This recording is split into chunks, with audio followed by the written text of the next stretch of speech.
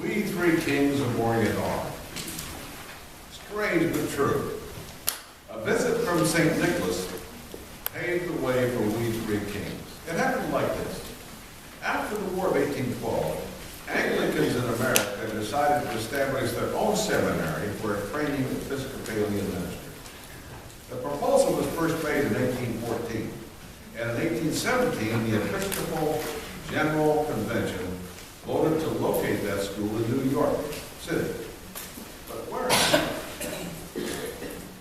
Clement Clark Moore, son of New York's Episcopalian bishop, was an up-and-coming land developer.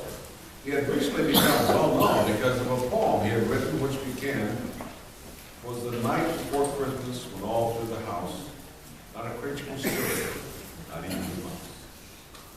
The popularity of this poem, reportedly written following a sleigh ride home from Greenwich Village, made his name a household word.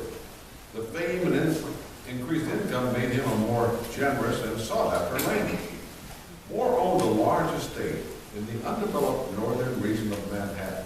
He referred to it as a quiet rural retreat on the picturesque banks of the Hudson.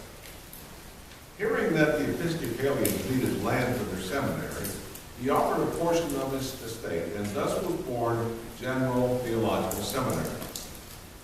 Some years later, a reporter named John H. Hopkins, Jr. enrolled in the seminary.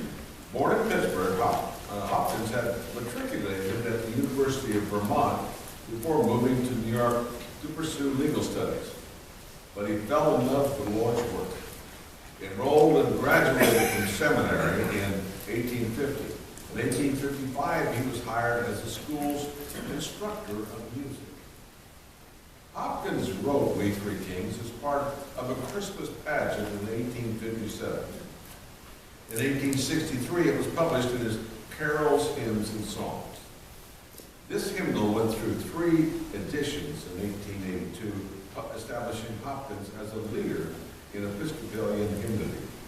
We Three Kings was his crowning achievement, made possible, in a way, through the generosity of another poet whose famous work concludes, "But I heard him explain as he drove out of sight, Merry Christmas to all. Oh, good night."